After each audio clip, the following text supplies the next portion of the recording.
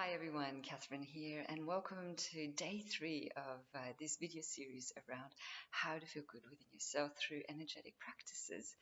And if you haven't seen day one and day two, where we covered why it's important to feel good within your own skin, and then how to get the basic need to get over fear of lack of time and whatnot, then please go back to the other previous videos. There should be a link at the bottom or at the top of this video, and make sure you look at it so that the next few practices make sense for you. Today, we are going to look at how to a practice, a shamanic practice that's going to help you with feeling like you are loved and you belong. I can't wait to share this because it's one of my favorites. And this psychological need that we have of belonging is really the shamans believe comes from this idea that we have within our own body what they call inner children. So this is a younger part of you where when you were younger, something quite impactful has happened in your life. So it might be like a traumatic experience, or it could be something that was really painful for you. And anyway, at those pivotal moments in your life, there is like a memory that is created in the cells of your body. And we call that inner child because it's a little bit easier for our mind to comprehend.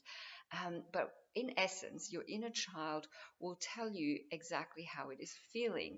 And when you, in our 21st century, when you think like no one loves you, no one cares for you, no one is here for you, that is typically the voice of your inner child. And it's a younger part of yourself that was triggered by something that happened today, and it triggered the memory of what happened in your past, and it's something that you haven't finished dealing with. And so the trigger makes you feel like that. And people who are not really self-aware, it's quite easy for them to project what is going on and to others and to blame them. Oh, this person made me so angry, and forgetting that actually no one can make you feel in any which way. It's all you, and it can be driven by what happened to your little inner child when you were younger.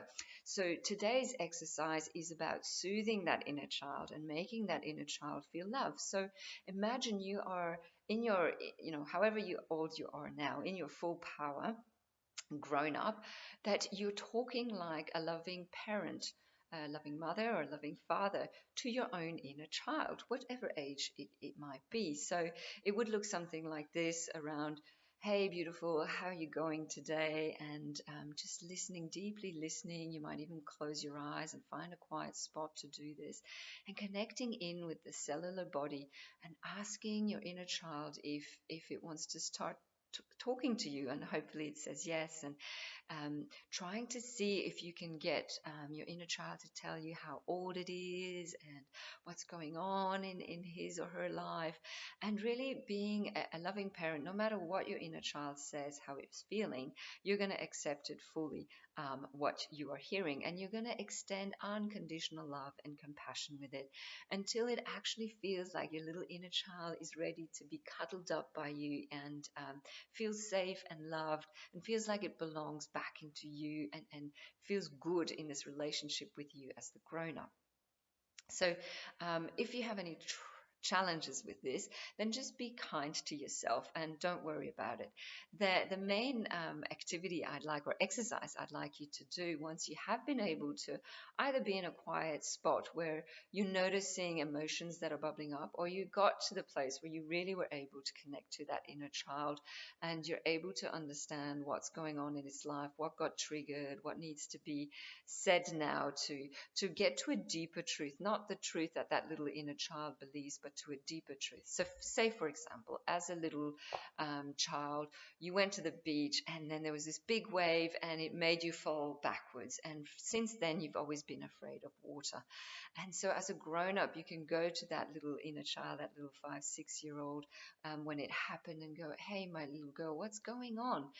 And listening to the little girl actually telling you her story of, wow, when I was a little child, there was this big wave, and now I'm just always scared of water, and I don't know what it is. And then as the grown up, you can hold in your imagination, you're holding that little 6-year-old in your arms and saying, oh, don't you worry, my little one, it's absolutely fine. I totally get it. It was the first time you experienced the water and this big wave was massive. But, the deeper truth is that actually water doesn't need to be scary.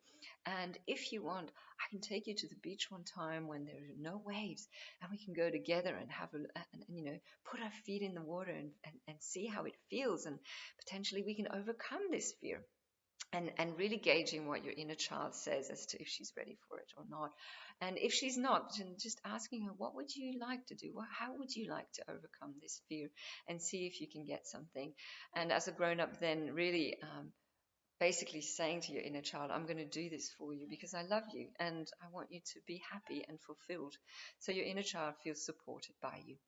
Now, the exercise for today, once you've done this, or if you haven't managed to connect to your inner child, it's just simply about being present to whatever emotions are going on, and then basically asking yourself if that is really the truth or if there is another truth. And usually there is another truth that is much kinder for you.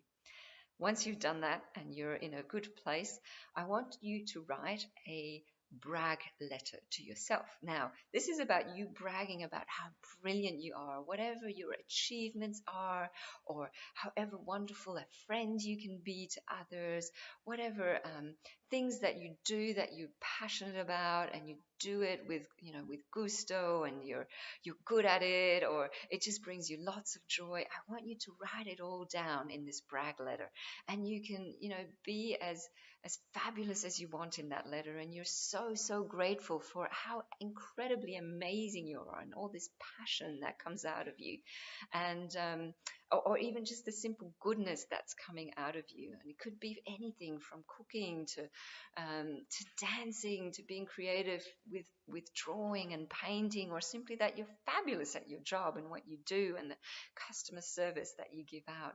So really write that brag letter from your heart. And again, notice on that scale from 1 to 10, before you start the exercise, how are you feeling?